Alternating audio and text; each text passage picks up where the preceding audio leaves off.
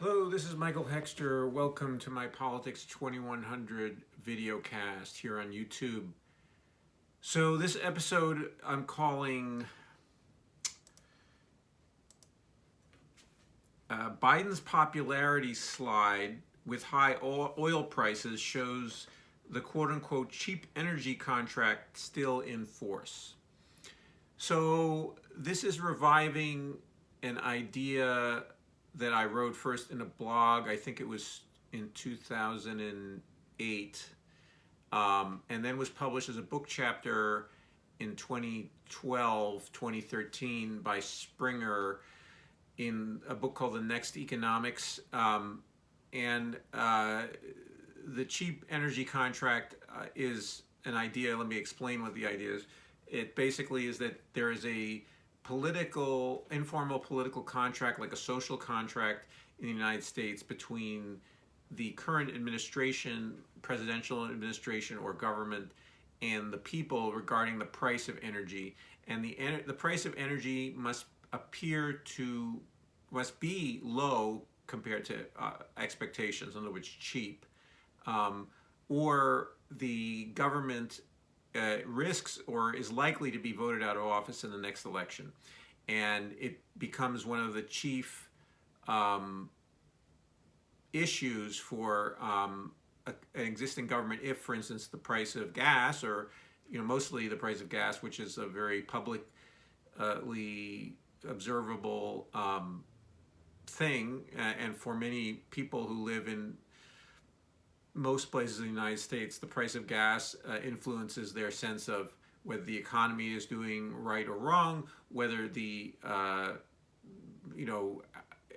is an indicator of inflation overall, and also it does affect the price of other goods. And we're seeing now in October a very high number for inflation. I think it was a 12% rise, or I'm sorry, a 6% annual rise, which is the highest it's been in about 10 years. And this is largely a supply shock, so it's not something that, and it's also this not only a supply shock, but there's also a manipulated market here in that Saudi Arabia is withholding some of its oil from the market as a form of punishment, exactly as is warranted by the cheap energy contract, as I'm saying, that in other words, the price of oil is being kept artificially high by OPEC and by Saudi Arabia in particular, because they want to punish the Biden administration. And so this cheap energy contract is something that is still a major political issue, okay?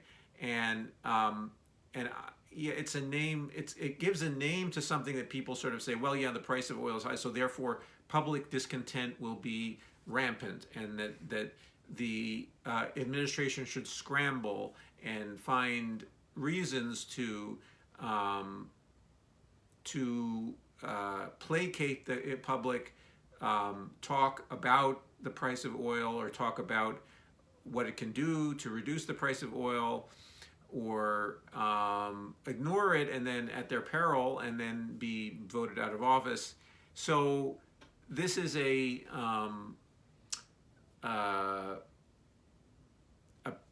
still in force, so as we see.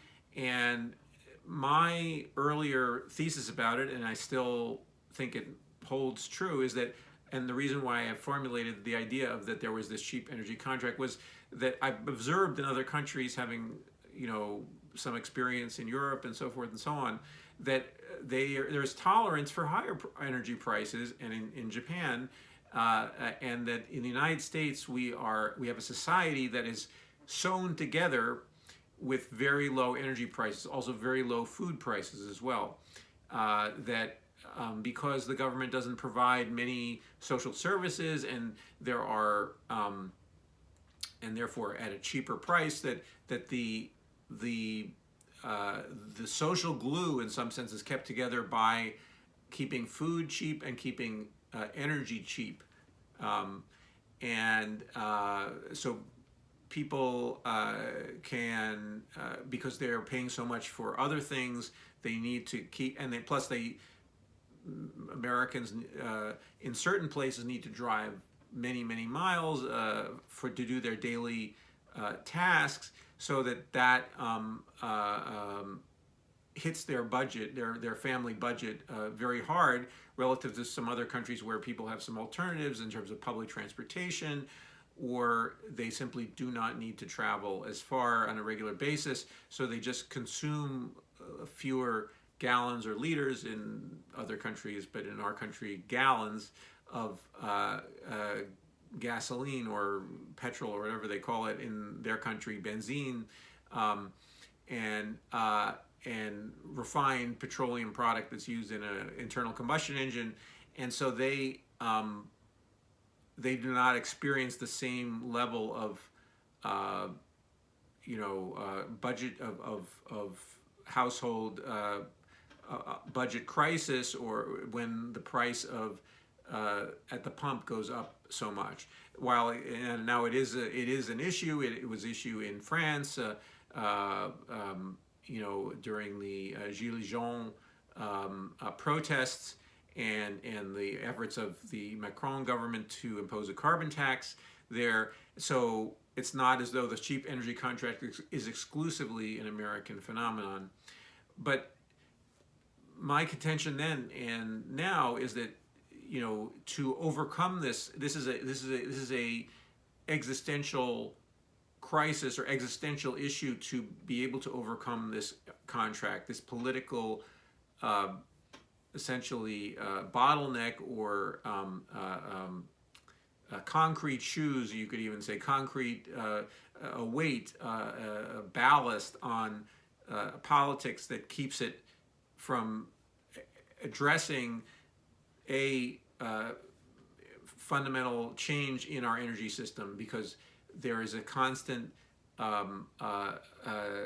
constantly being moored to the price of gas and also the price of other fossil fuels, but in particular petroleum, and constantly trying to keep it low means that other alternatives are made somewhat less attractive, just in the basic sort of market setup as a market phenomenon, and it requires government and politicians to have a program of overcoming the cheap energy contract. So the program would be to electrify transportation, and then to simply be less dependent, and eventually not dependent at all, on the supply and price of petroleum. But that requires a vision, that requires essentially a Green New Deal in its largest and most aggressive formulation, which it hasn't. It's still an open concept about what is, or open issue about what is going to go into a real Green New Deal, but addressing the cheap energy contract and navigating the you can call it, to use a Greek whatever, Scylla and Charybdis, the two rocks that Ulysses had to avoid in navigating the seas, that those two different challenges need to be navigated to get through and get beyond being dependent on petroleum as your primary transportation and other energy source. And so so that requires vision, that requires a commitment to electrifying transportation, a deep commitment to it, and that has not been displayed by the Biden administration.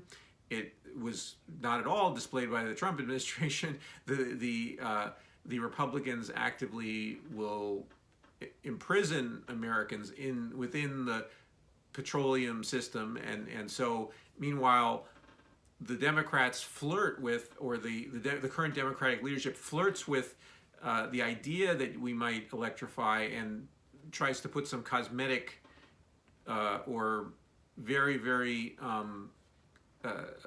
small scale, unchallenging measures in that will gradually make electrified transportation more attractive for people, but relying too much on the market, among other things, to do what really requires a large scale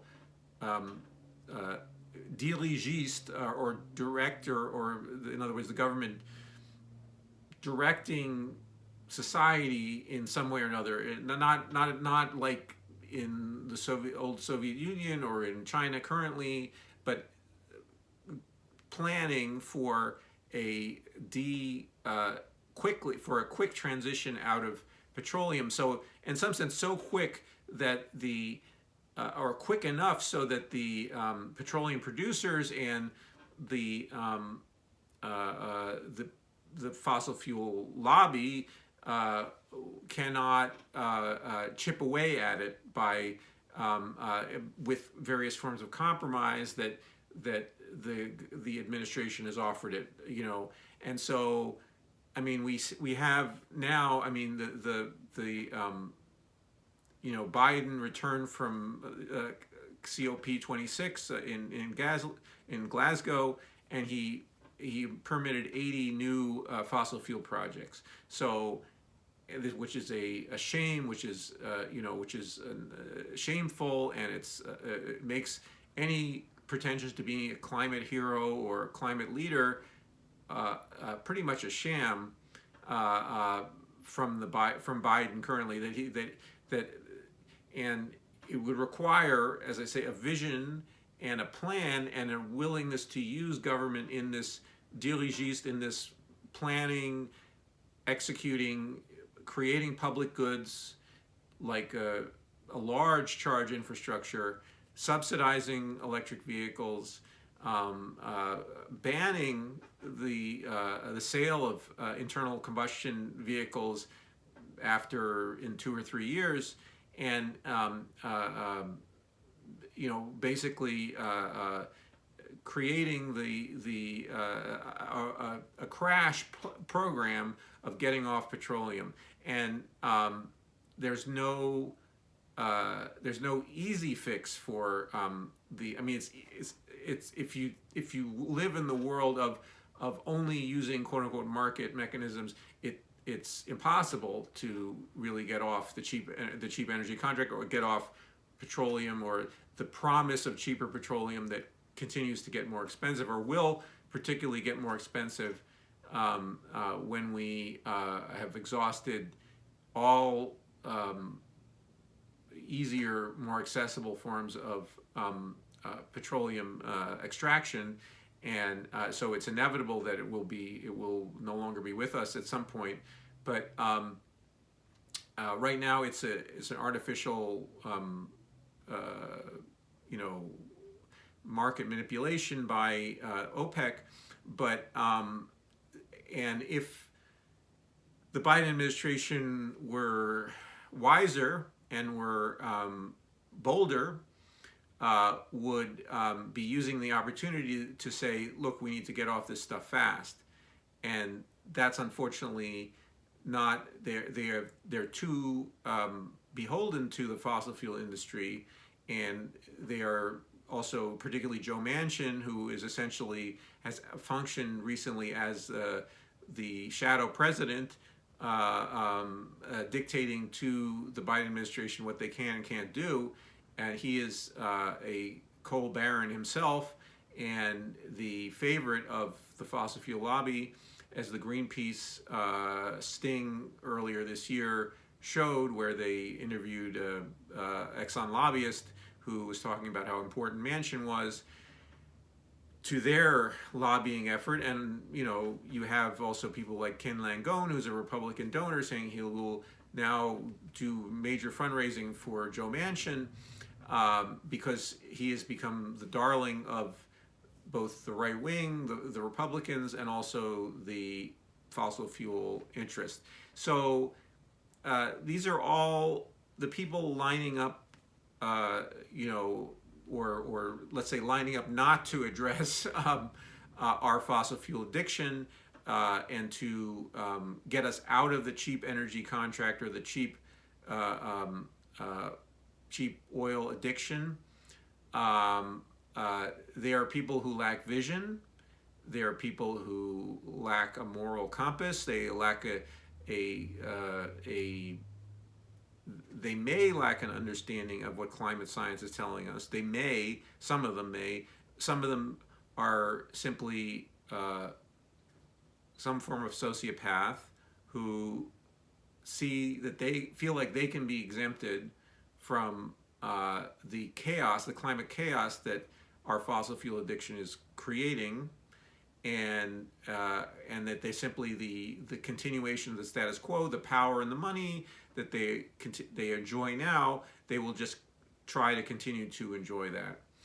And so, I mean, these are individuals who are primarily responsible for climate catastrophe, for destroying our